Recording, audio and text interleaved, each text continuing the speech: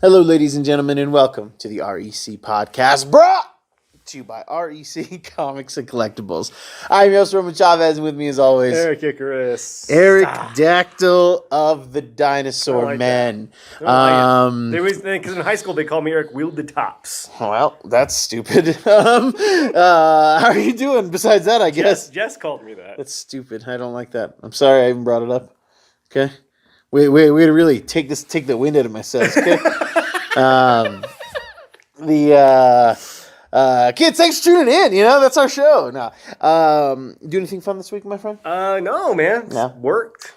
Did you know that you can follow us on Instagram? social medias Yep. and Instagram at REC Podcast? You can follow myself at Roman REC Podcast, and you can follow the shop at REC Comics. And come in and see us at 7679 North Union Boulevard, Colorado Springs, Colorado. This guy will be here. 80920. Fulfill your comic book needs. If you want to see this face, if you want to think you're going to see Eric's face, if you want me here, come here. Say, hey, I'm coming in to buy stuff, and Eric better be there. Yeah, I will show up. Yeah, he will be here. He will be here. I will buy a bunch of your graded books if Erik Icarus is there. There you go. That's all I need. I will leave whatever I'm doing and come in here, and I will sign all your books.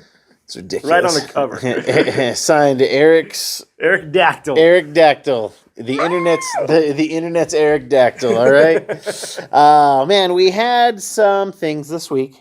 And since our last recording, we actually missed this news. But DC Comics went on and announced that Superman was going to be coming out as bisexual, but it was slightly misleading. And it turns out it is actually Jonathan Kent, the son of Superman, who actually goes by Superman in his story as well. Which is, it was very misleading. It's a misleading. I don't like that type of journalism. Yeah. Right. I mean, I think the Daily Planet would have something to say about that. Yeah, I don't like that kind of gotcha journalism. Yeah, that's more Daily Bugle stuff. Yeah, right there. Yeah, that's some JJ. That's JJ League. That's JJ right? thing, man. He's like Spider-Man. Bisexual. The tangled web of love. Run it. So, yes, they come out with this news, and no problem with it. Actually, I would have had a big problem with it if it was Clark Kent, because it would be very much against what we know from the character. But we've talked about this a bunch of times on the show. Let's do new stuff with new characters. Mm-hmm. So we don't have a ton of history with Jonathan Kent. However, we do have, I think, 2 instances of him making out with women. So I think they, again, just make another character then, you know? Sure. But I don't like the kind he's of... young, you know, he's still discovering his sexuality. And it makes sense. And again, he is a fairly new character. Yeah. So you can do this with him if you deem this to be a big part of his character, then why not? If you got to do something with this, if you're going to flat out say this, you've got to do something important with this. Yeah. If you're making a big deal out of it. I just wish that they would have told us in, shop owners, for our orders. Because I would have ordered a bunch. I would have ordered, at least 10, which is a lot for a small store like myself. And, I think I'm going to have maybe 4 copies coming in, and they're going to sell out like that. It's a weird thing to make us order, because what they're going to try to do is the same thing. But honestly, the same thing happened with that Batman Urban Legends book where you find out Tim Drake is bisexual. Are these going to be coming out bi-weekly? Oh my God. See, you guys could have had that type of thing if we'd have known earlier, all right? But, so it bums me out because, the people who are going to come buy it are not going to be the people that normally buy comics or the people who actually care about it. They're going to be looking for that quick flip, and I'm going to be sold out immediately. I'd love to flood the market with this book. Guys, I don't think it's going to be worth anything crazy. Nope. There will be a demand for it, and there's going to be a bubble for it for a little while, but they'll probably go to second printing with it. They did it with the Batman Urban Legends book, and that nobody cares about that book anymore. So come buy it here. I'm going to sell out pretty quick, I would imagine, but don't have the fear of missing out, guys. You're not going to. If you want it really bad, pay whatever you're willing to pay for it. But I'm telling you, more often than not, this type of book does not maintain its value. So just putting it out there. So as far as the story goes, do you have any inkling of where the story's going to go? Is it just the book is him like, hey, guess what, Mom, Dad, I'm bisexual? They've been having this pink-haired buddy of his around for a while, and I think that they're the ones who are just gonna bring it out in him or whatever. So how do you think Clark's gonna take the news? Because Clark's a salt of the earth Christian boy. That is interesting. That would create that would be a very cool thing where Clark has to deal with it because of his upbringing. Because Jonathan and Martha Kent, very salt of the earth, Bible thumping Kansas folk. Probably not going to take too kindly to their grandson being, playing for both teams. Interesting. Yeah, it would be interesting if somebody interesting conflict. Yes, it would be a really cool story if somebody had the wherewithal to handle that. But I can't imagine they're going to do that. DC doesn't put a lot of thought into their marketing and into their building of a universe. Certain writers do, but this just reeks of. Let's get something out. We need to get something out there. Let's drum up some sales. Let's get some second printing going. It's what it feels like to me. But that's just my opinion. I mean, it could be cool. Yeah. Again, I have no problem with it. I just wish I would have known because I would have ordered a bunch. Yeah. I want this god level being to have some interesting, quirky stories with this. Yeah, do something cool with this. Yeah, we don't see it very often with the really powerful dude. And the living balancing out that normal life with another guy, you don't see that very often. No, I mean obviously I always reference it because it's one of my favorites. But the Authority, Midnighter, and Apollo, who are the de facto Superman and Batman of that team in that universe, are in a relationship. Yeah, they're boyfriends, and you gotta remember in the '90s this wasn't it wasn't very looked upon. Very well. That was very wild. It was wild. It was controversial. But the thing is, and very brilliantly, they wrote it as if it wasn't a big deal, and that's why it was so brilliant. They were just like, "Oh, we're just we're dating. It's what we do, and it's not a big deal. We'll still kill you. Yeah. It's how we date. You should be afraid of." Exactly. I'm excited. Yeah, we'll see what happens, man. Yeah, as long as it's interesting, I don't care. As long as it's interesting and it's not just a cash grab, which it just feels like it. I just wish it's better when it comes out in the news, after the thing comes out. But when you announce it beforehand and you don't give me the opportunity to overorder, because I want to sell the book to as many people as I can. I'm not going to be able to. And then by the time that the second print comes out, nobody's going to care. No. So, but I'm going to be forced. He's going to force my hand to order the second print because I have to meet some type of demand that may or may not actually be there. But I could have met that. If you announce it and I have 20 coming in, I probably could have moved 20, no problem. Oh, dude, yeah. So, it bums me out. But, hey, we'll see how it goes. So I'm just letting you guys know if you're very interested in owning this piece of history because it is a part of comic book history, and it's not going to be overly printed, so there will be some rarity to it. So something to think about. But if you're going to want to get it, you're going to want to get it on the Wednesday it comes out. Which I'm sorry, I don't have that on the top of my head. But call your local comic book shops, kids. Yeah. Other news, I'm coming out as bi. All right, it's cool, man. It's cash grab's over. I'm not buying anymore. Yeah, that's it. Yeah. Did you guys watch? The whole episode then? You know what else was a cash grab? What's that? DC Fandom came out this week. I actually had it on the show. I if you guys remember, the DC Fandom was kind of their rebuke to Comic-Con. Yeah, just to do something digital for the fans. It's free, which I love. Yeah. I appreciate where the heart and the energy is at. It was hard to enjoy last year because if you remember, there was some crazy amount of layoffs at DC and DC Direct, something like 200 or 600 people. It was ridiculous. Yeah. And then 4 days later, they're like, "Oh yeah, guys, come check it out. We're all cool." Yeah, everything's great. Like I said, I had the show going on. I was streaming it here in the shop. Very few people seemed to be interested when I pointed it out to them. So I'm not entirely sure how the numbers did. I could only pay attention to so much. I ended up having to catch a lot of it after the fact just because, I just had it on. It was just kind of white noise, but it was fun. It was a cool thing to try to do. And there's some cool trailers that came out. Some things that was the best thing I think I want to end with Black Adam. Okay. So let's go ahead and let's just talk about Batman. Okay. The Batman. So from Matt Reeves. But yeah, Matt Reeves' The Batman trailer dropped. Probably, I guess, the full one, not the teaser, I'm assuming. Yeah, that felt pretty full. Yeah. I think me and my man's here are a little split on things and then agree on some things. Very much has the Daredevil vibes still. Yeah, oh my gosh. And that's how bad it is. Yeah, putting him to sleep. The trailer opens up and it's kind of cool. Yeah. you get this kind of nice voiceover, and then you get. We were watching it together, and it opens up with these police officers arresting this person. And Roman knew it was Paul Dano because he could see the ugliness from the back of the, like the back of his head. you guys know. Like, I think Paul Dano's a fantastic actor.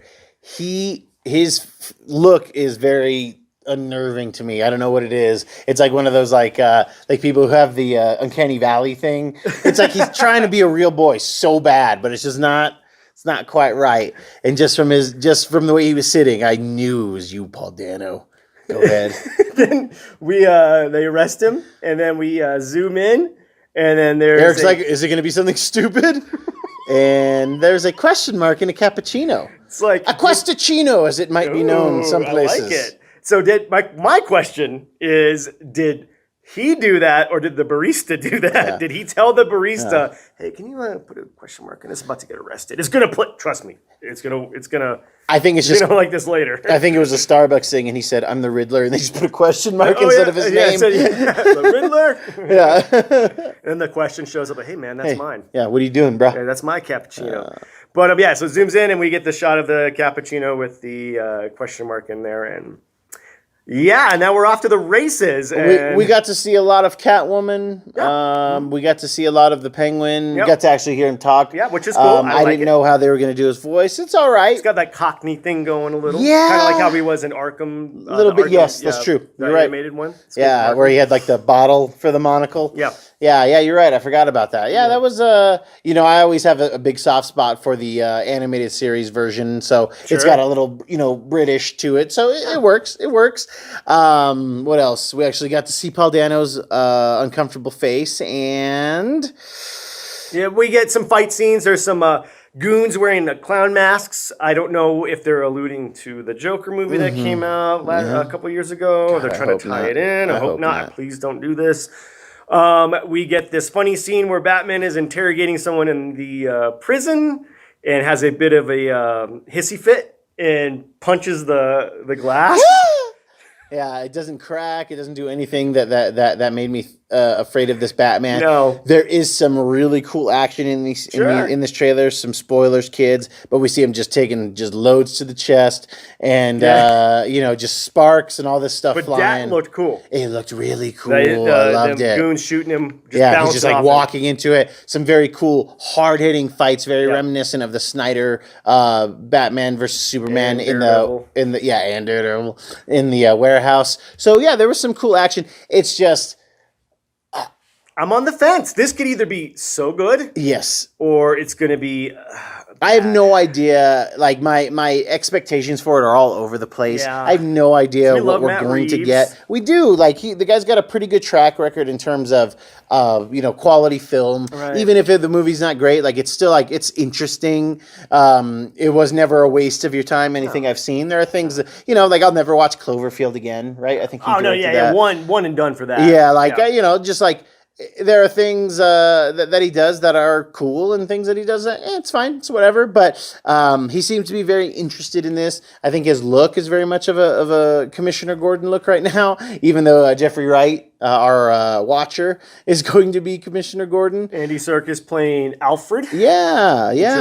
Interesting choice. Yeah. My favorite scene, funniest scene, is when I always forget his Robert Pattinson is.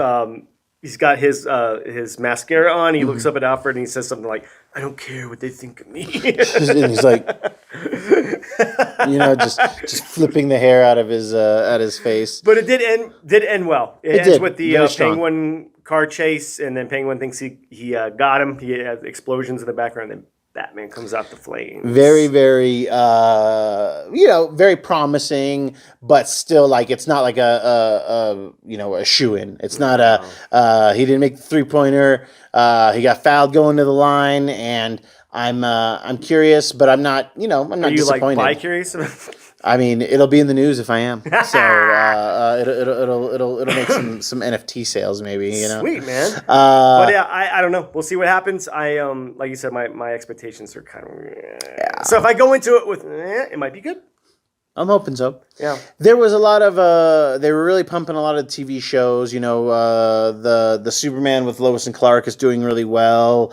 Stargirl is doing well. Doom Patrol. I believe it's the last season of Woman that they're coming up on. So there was a lot of that stuff, but it's stuff that I'm not really following, guys. And you know, there's tons of clips out there. But probably the thing that, even though it was my most anticipated part of it, you know, but it's still, I don't know, I'm very curious to see what you think. But the Black Adam teaser, finally, after, and did you know this? I saw somebody post this. Yeah.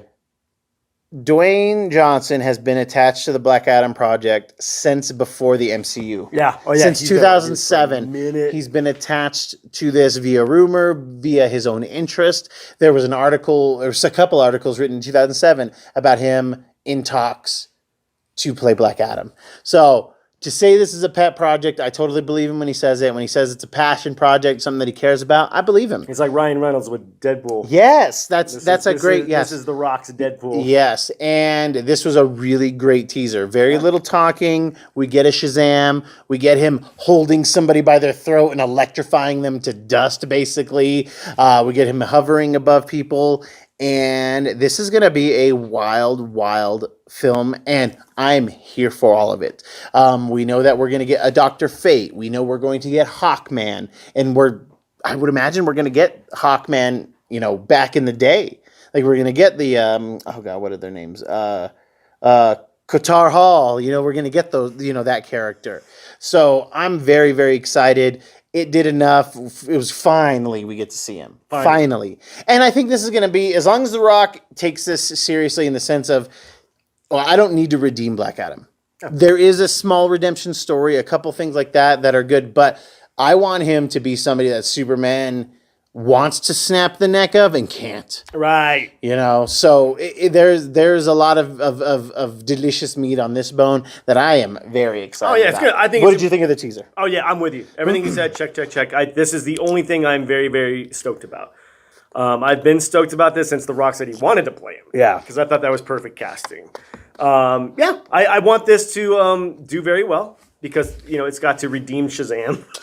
Yeah, you know, a lot of people like Shazam, though, and that's totally fine with me because I think that they'll try to keep doing better. Hopefully they don't stay in the same vein, but this guy kills Billy Batson. Yes. Okay, so this Black Adam already lets me know that he don't mess around. Yep. And that Billy Batson, like Shazam, needs to be a little bit tougher. Well, that's what I'm saying. Yeah, because like the Shazam movie, very comical. Yeah. And this is very juxtaposition. It's dark. It's so dark. I mean, he electrified a dude to dust and bone.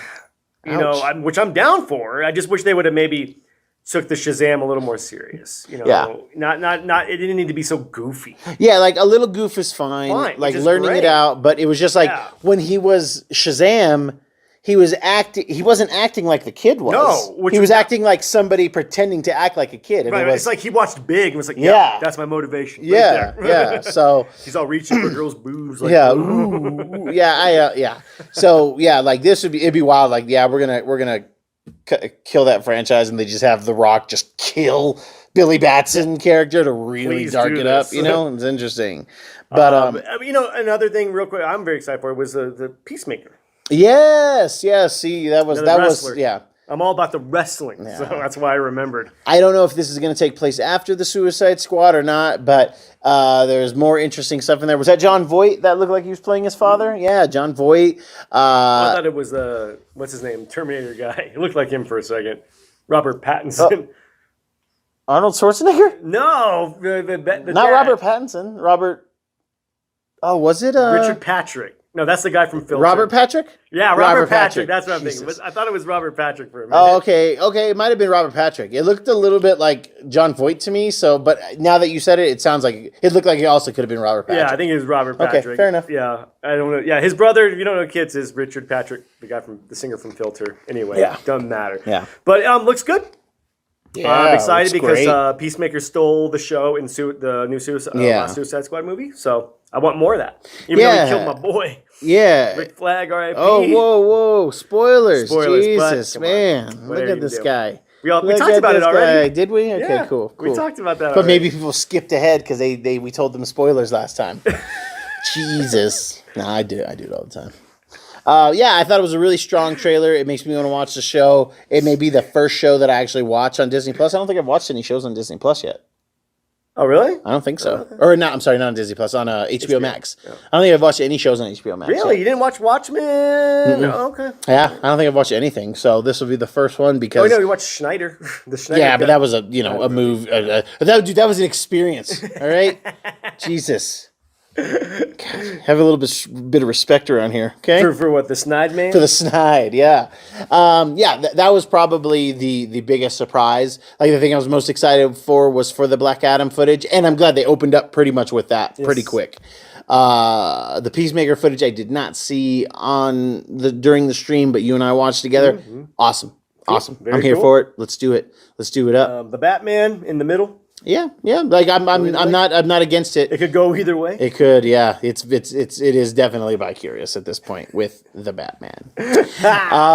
Something that we got some positive feedback on last week, and we want to continue doing it, is we have our Eric Choo Choo's recommendation translation. Yeah. The recommendation monorail. We'll be pulling in this week. And I've got a few things for you, story-wise or cover-wise, or just something that I thought was cool that I'm going to get to. A number one alert. I've got a new Star Wars number one. Star Wars has been so hot this last 8 months to a year, and things off of this High Republic. Star Wars: The High Republic is the first kind of original storyline that Marvel. Disney Lucasfilm has produced.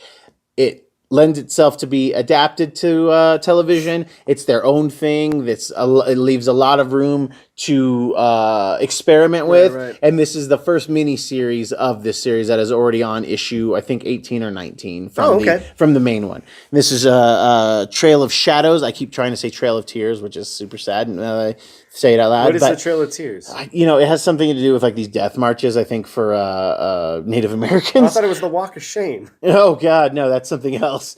But yes, so we have this first mini-series. It's going to be one of 6, something worth checking out in store. Something that was long awaited. It felt like it had been pushed, and a lot of damages this week again, guys. We talked about Penguin Random House last week. Still had a lot of shipping errors.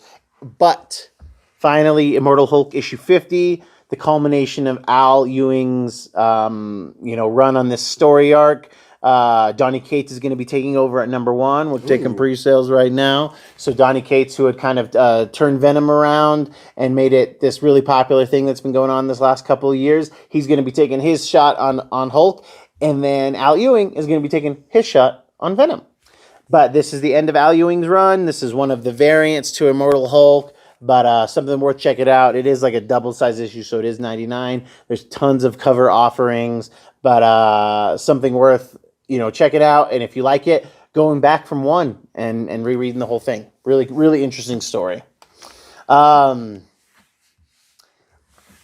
We talked about it last week, these Joe Jusko variants. I'm probably going to highlight at least one a week. This was one of this week's offerings from X-Men number 4. Yeah, this Cyclops cover. It's beautiful. Joe Jusko.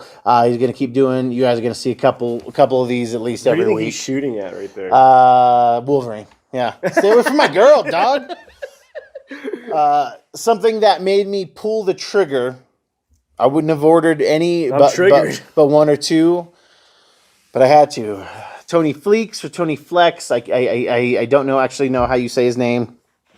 He'd been doing the art for Stray Dogs, and he has this kind of Stray Dogs inspired variant for Army of Darkness. So you see, his kind of thing is taking the animated styled dogs and putting them in. They're going to do some for Vampirella, so I'm sure you're going to see that book here on there. But they added this really late in the order. Like, again, I was only ordering 4 copies of this book. I got 10 of these because I fell in love with it, and I think you will too. It's a fun kind of, if you like homage covers, if you like goofy stuff, I think this is right up your alley. The Tony Flex or Tony Fleeks variant cover for Army of Darkness 1979 issue 2. So check that out. We do have a couple on the rack. Super, super fun. Come check out the rack. Eric, I've got 2 more, but why don't you you have some recommendations for us this week? I'm gonna take a little swig of water before I talk about, because mine are older books. These are still new. Yeah, it's new. I want to start getting into something new, and someone recommended No One Left to Fight 2. Yeah. They said it's a very good book. I am digging the artwork very, very much. I'm going to get the credits right here. Written by Aubrey Sitterson, and it looks like the art was done by Faiko Oyeso. It's one of these books that is really leaning into the fact that it's going to be kind of extreme. Yes. It's like says on the front, like the book you've always wanted. Right. It's a #1, so it's a cool indie #1 for this week. Yep. Something that, guys, if you're a flipper, something to keep an eye out on. The Dark Horse stuff doesn't get fire like the other stuff does, but at some point it's going to. Right. They're going to have to figure it We're out. going to option this for a TV show eventually. At some point. Hollywood's out of ideas. But if you're just looking for something new, something off the wall. It looks like it's got a nice Cowboy Bebop kind of feel to it, so I'm into that. Yeah. So yeah, I will. I'm definitely going to jump into this. Okay. And looks very, very awesome. Nice. As far as my cover recommendation, come on, kids. Had to bring this up. Look at this beauty. Come on now. It looks so much like Bowie. It's ridiculous. Exactly. It screamed David Bowie to me when I first saw it. Yeah. Oh. That's why, my boy pulled this off the rack for me. And, I am a little upset because I don't know who did the art for this cover. I'm kind of upset the initials are JM, but whoever you are, I will find out. Amazing cover. Amazing. Come on now. That looks like... It looks like he was looking at the Aladdin Sane cover for David Bowie and just kind of imprinted the Joker on top of it. So I am buying this strictly for the cover because it looks freaking awesome. And you see how the eyes, like they're dilated different? Yeah. Oh, yeah. Which I love that. Awesome little details there. And this is just the Joker #8, right? Yeah. Okay. And just his solo run? Solo series. It's been having Punchline backup stories as well. We're still on that Punchline thing? Oh, yeah, dude. She's here to stay. She's here to stay. Okay, fair enough. But come if you need this. I don't know if I got the last one, but I don't know. Something to look for, kids. Something to look for. The series is good. Baby. Check it out. But definitely. It looks pretty awesome. Yeah, we're recording this the weekend after that book came out, kids. You gotta go. I don't pull goodies for Uncle Eric if he's not here opening day. I try to give it the weekend, and now he's got some lovelies. This one is a real fun one for you later printing hounds. This is the second printing of Dark Ages #1. This new, I think it's supposed to be their big event, but it doesn't feel like it's really caught on with everybody yet. The first printing of this book, it was the same image, but everything was just kind of like dark. So like you could tell that this was the thing, but it was like more of his outline. So this one I really enjoyed because you really got to see who everybody was. And like we thought that this was T'Challa because we could see the claws, but it could have been somebody else. This is a really cool accompaniment to the first printing. And as with all things Moon Knight right now, we are on, I think we're only on issue 3 of the series. Yes. But this is issue 1, the third printing. I always want to say Cappuccino, but it's Cappuccio, I think, is the artist. It's his variant for this. Just a really nice rendition of the character. This is a later printing. If you're unaware of significance of later printings, it's not always a big deal, but when it is, it's the most ridiculous thing. Sometimes these second printings are quadruple what the first printing of a book is. True. So your boy is going to be bringing in at least 5 for the shelf when it comes to second printings and third printings, because I want to make some money, and if I can help you make money later, I'm good with that. So if you're trying to get into later printings, come talk to me at the shop. I'm no expert, but I'm trying to pay attention. I'm trying to pay attention for you and for me. But this is just a really rad cover anyway. I think that's something that's in your vein. Big time. Huge Moon Knight fan. Yes. Anyway, and I like a lot of these will have, like this I believe was an image in the book that they just blew up and put on there. So it's a different image than the first cover. It looks really cool. And who knows, if they go to a 4th printing, that'll be wild. Yeah, that's gnarly. That'll be wild. That's cool, man. Yeah. Dig it. So those are selections for the week. For the recommendation monorail, kids, get on board. Monorail. That's what we're going. Monorail, kids. If you like what we're doing, please hit that subscribe button. Let us know what you think below. Did you read any of the books that we recommended this week? Did you have some other rad covers that you were like, dude, how could you not talk about X? I know the Jusko variants are all awesome. I would put them all up here if I could. Once they're done, you guys are going to see a lot of posts about those because I assume they're going to be worth some money as a set. I don't think they're going to be worth as much individually, but as a set, they're going to be worth something. So come by the store now while they're still cover price. Don't forget to leave us a comment below, subscribe, hit that bell so you know when new shows are coming up. Eric? You have any final thoughts for us today? I just did. I'm looking at my shirt in the camera here, and it looks like it's missing a Chianti candle and a menu. Yes. Missing a tablecloth. I just noticed that. Yeah. We need to get you a little apron too. Yeah. A little darling apron. Yeah. Well, kids, that has been our show. Thank you guys so much for watching. Thank you for listening. I have been your host, Roman Chavez. I'm still Erik Icarus. Don't you monkey with the monkey. We will catch you on the next podcast show. Ah, gosh, I am tired.